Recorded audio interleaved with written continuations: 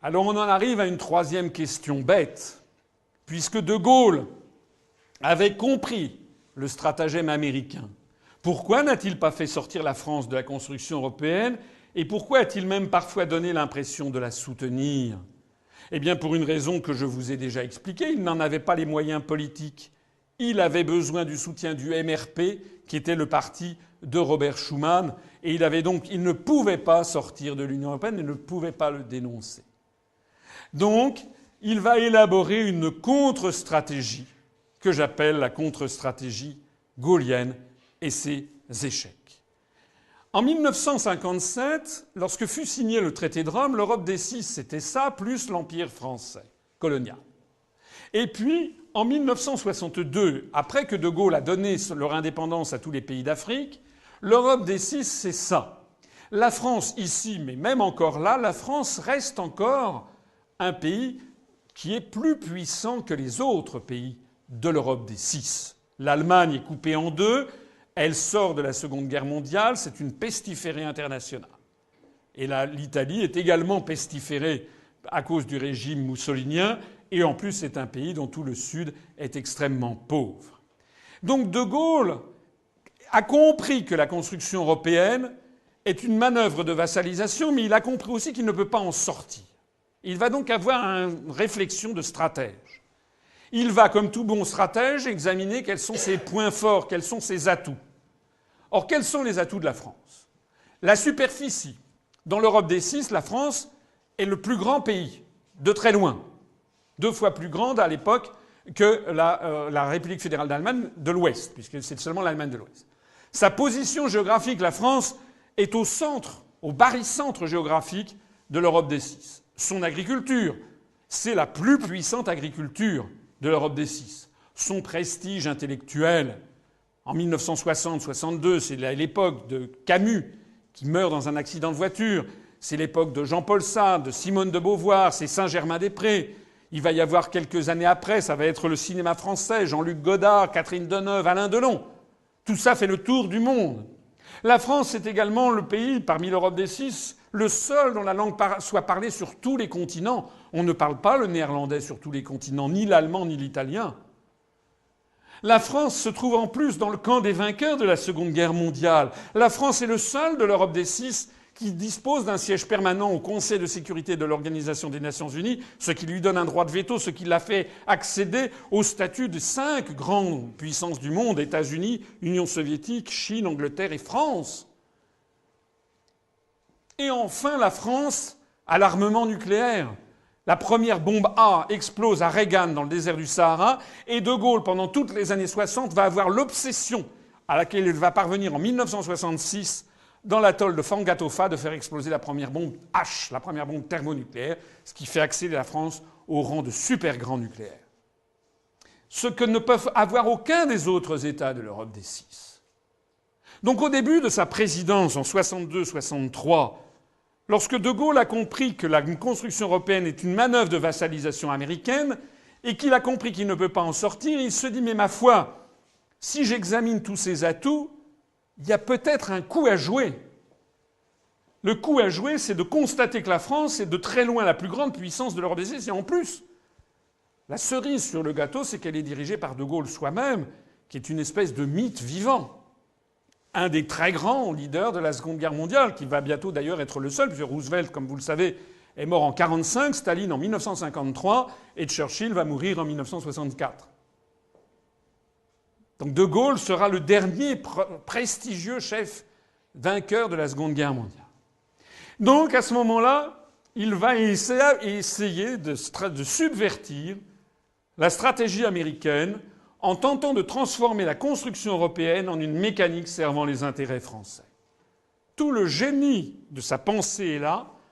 Il a rêvé de transformer l'Europe, qui était une Europe américaine, en une Europe indépendante, s'enfonçant comme un coin entre les deux blocs. C'était lui qui le disait.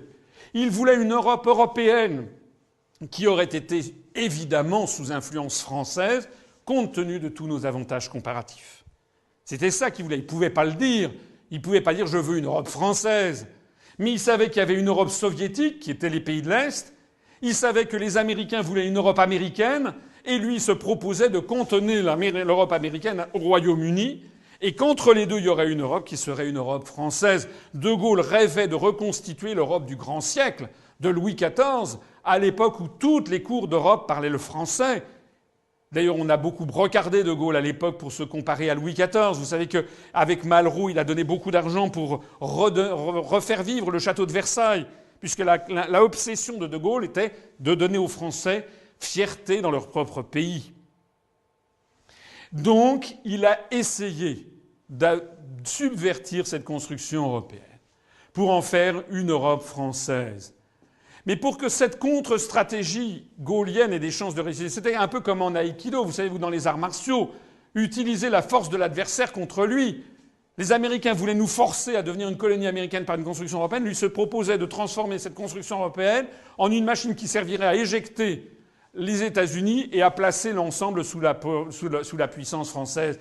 Mais il avait compris qu'il y avait deux choses absolument décisives pour que ça marche. Premièrement, empêcher à tout prix les Britanniques d'entrer dans cette construction européenne. Sinon, c'en serait fini de son rêve d'une Europe indépendante des États-Unis sous influence française. Il le savait, il avait vu, il le dit à perfide. Churchill piquait des lèches incroyables à Roosevelt. Il a compris que le Royaume-Uni est devenu le cheval de Troie des États-Unis. C'est pour ça qu'il s'est battu bec et ongle pour que jamais le Royaume-Uni ne puisse entrer dans le marché commun. C'était le premier impératif pour que ça marche. Et le deuxième impératif, alors ça, il suffisait de le décider. Il avait mis son veto à l'entrée du Royaume-Uni, donc tant qu'il était à l'Élysée, ça ne pouvait pas, cette première condition marchait. La deuxième condition, malheureusement, ne dépendait pas que de lui. La deuxième condition, c'est qu'il voulait parvenir à ce que les géopoliticiens appellent un découplage stratégique entre l'Allemagne et les États-Unis d'Amérique. C'est-à-dire que plutôt que l'Allemagne soit alliée aux États-Unis, que l'Allemagne accepte de devenir le numéro 2 en Europe derrière la puissance française, comme ça avait été le cas au XVIIe et XVIIIe siècle, mais à l'époque c'était l'Allemagne pré-bismarckienne, il y avait des Allemagnes. Donc voilà quelles ont été les deux pensées stratégiques de De Gaulle. Et le point numéro 2, eh bien il a essayé de le mettre en place avec le traité de l'Élysée du 22 janvier 1963, où on le voit signer un traité, ici De Gaulle, avec le chancelier Adenauer. Ici c'est une photo du document officiel. C'est un document très court qui ne fait que 4 pages. Et qu'est-ce que dans ce fameux traité de l'Élysée, qui est à l'origine de ce moteur franco-allemand dont on nous parle encore maintenant, 50 ans après, on nous dit toujours le moteur franco-allemand, le couple franco-allemand. Qu'est-ce que De Gaulle avait voulu faire? Il avait voulu faire une Europe sous influence française et qui se dégagerait des États-Unis d'Amérique. Donc, dans ce traité, le traité de l'Élysée du 22 janvier 1963, si vous le prenez, vous le trouverez le texte sur Internet, il n'y a à aucun moment question des États-Unis d'Amérique. Jamais. Le mot n'y figure pas.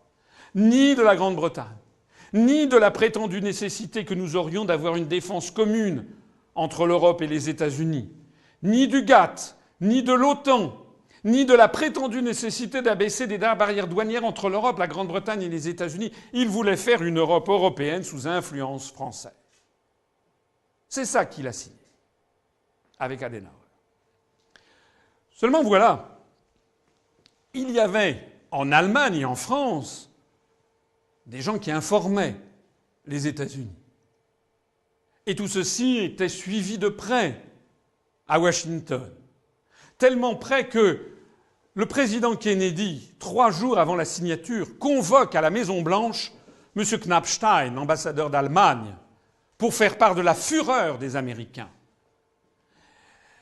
Le président Kennedy était visiblement de mauvaise humeur. C'est le dépêche de M. Knappstein, ambassadeur de la République fédérale d'Allemagne aux États-Unis, adressé au ministre allemand des Affaires étrangères, à l'époque Gerhard Schröder, c'est pas le même que celui qu'on a connu récemment qui était chancelier, c'était un autre, c'est un homonyme, le 19 janvier 1963. Vous savez d'ailleurs que Kennedy sera assassiné le 22 novembre de la même année. Mais là, on est le 19 janvier 1963. Le président Kennedy était visiblement de mauvaise humeur. Il s'est livré devant moi de façon claire et insistante à une critique de la situation interne de l'Alliance atlantique, et il a souligné le souci que lui donnait la conclusion du traité franco-allemand de l'Élysée, qui allait donc être signé 3 jours après. Parce que les Américains avaient compris que De Gaulle était en train de subvertir leur stratégie. Il était en train de vouloir faire une construction européenne qui ne serait pas à la botte des Américains, parce que justement, il n'y aurait pas l'Angleterre, justement, il n'y aurait pas l'OTAN, ni le GATT, et justement, il y aurait une alliance franco-allemande pour faire autrement. Fureur des Américains et le double jeu allemand. Parce que répond M. Knappstein à Kennedy ?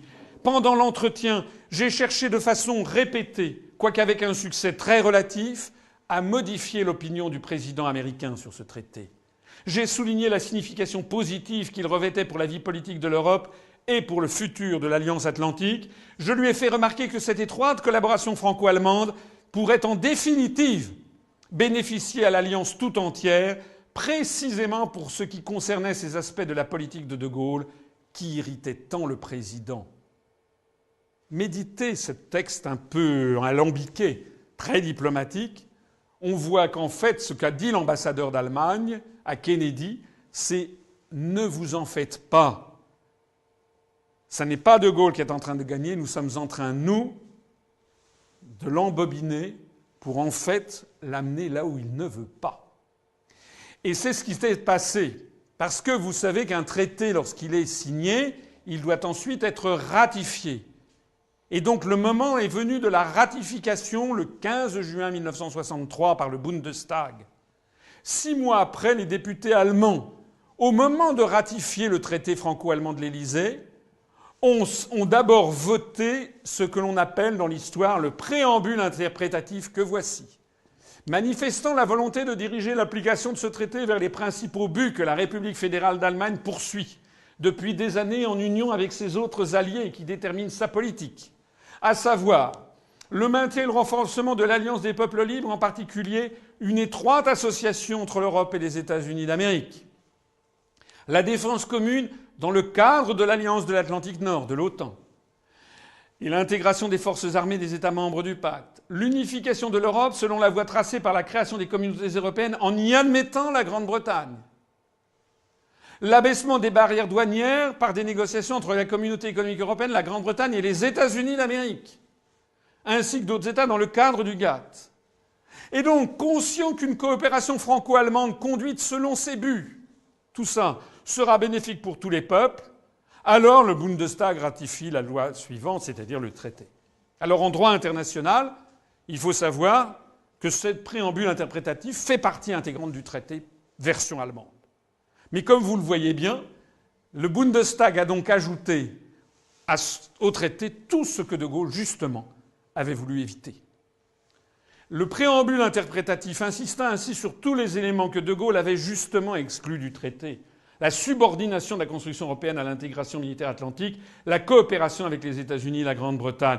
En votant ce document, le Bundestag vida donc de substance, 6 mois après sa signature, la philosophie du traité de l'Élysée lui-même, se comporta comme un vassal de Washington et ruina toute possibilité de bâtir une Europe européenne. L'objectif stratégique que poursuivait De Gaulle avec le traité franco-allemand de l'Élysée fut donc anéanti 6 mois après sa signature. C'est extrêmement important à comprendre. C'est que depuis 1963, on vit sur un mythe en France. Le mythe du couple franco-allemand. Ça, c'est ce que croit le grand public. Mais c'est comme si je disais, moi, que, par exemple, je suis marié avec Monica Bellucci, si vous voulez. Et non, je ne suis pas marié avec Monica Bellucci. Monica Bellucci sait qu'elle n'est pas mariée avec moi. Donc on dit aux Français que nous formons le couple franco-allemand, mais les Allemands ne le reconnaissent pas ainsi. Pour les Allemands, eux, ce qui est important, c'est tout à fait autre chose. On va le voir tout de suite. D'ailleurs, De Gaulle en tirait la conséquence. Il a dit à Perfit « Les Allemands avaient été mon grand espoir. Ils sont mon grand désappointement. » Alors, qu'est-ce qui s'est passé ? Il s'est passé que les Allemands ont toujours préféré les États-Unis à la France. Et là, je vous parle d'un événement de 1963. Vous allez dire c'est vieux, mais non.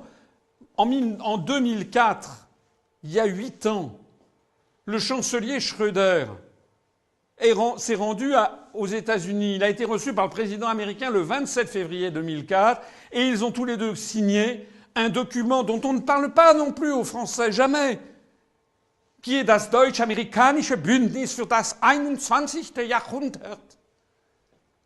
qui veut dire l'alliance germano-américaine pour le XXIe siècle, une alliance stratégique. Pour l'Allemagne, l'alliance stratégique numéro 1 qui passe avant toute autre chose, c'est pas du tout l'Europe, c'est l'alliance germano-américaine.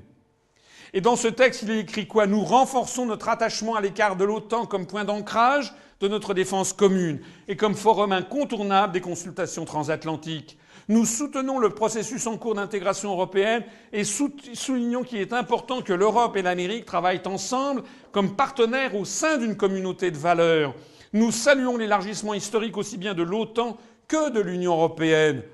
En réalité, l'Allemagne est l'agent d'influence numéro 1 des États-Unis en Europe. Dans le cadre de ce qui se préfigure, dont j'ai déjà parlé tout à l'heure et sur lequel je reviendrai, qui est ce grand marché transatlantique, qui sera le nouvel étage de la fusée qui a vocation à mettre l'ensemble de l'Europe sous la tutelle directe des États-Unis d'Amérique. C'est la stratégie de 1854 de l'agent Andrews. Et ça s'est signé le 27 février 2004, mais le 13 janvier 2006, à peine devenue chancelière d'Allemagne, Mme Merkel a été sifflée au rapport à la Maison-Blanche.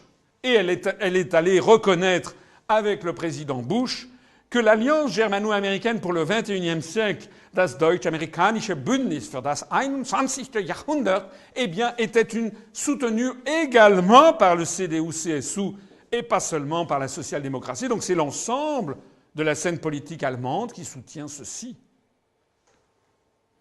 En d'autres termes, l'Allemagne ne veut pas d'une Europe indépendante des États-Unis. C'est le grand échec fondamental de De Gaulle. Il n'est pas parvenu à ce découplage. Il s'était illusionné. Les Pays-Bas ne veulent pas d'une Europe indépendante des États-Unis. L'Espagne ne veut pas d'une Europe indépendante des États-Unis. Le Portugal ne veut pas d'une Europe indépendante des États-Unis. Il y a d'ailleurs la grande base militaire des Açores. Le Royaume-Uni veut une Europe encore plus proche des États-Unis. La Pologne, l'Estonie, la Lettonie, la Lituanie, la Bulgarie, la Hongrie, la Roumanie, la Slovaquie, la Tchéquie sont entrés dans l'Union européenne après être entrés dans l'OTAN. Et ils réclament le parapluie stratégique et militaire américain. Enfin, en bref, qui est-ce qui est d'accord avec la France? Comme disait De Gaulle, la difficulté, c'est que les colonisés ne cherchent pas vraiment à s'émanciper des Américains.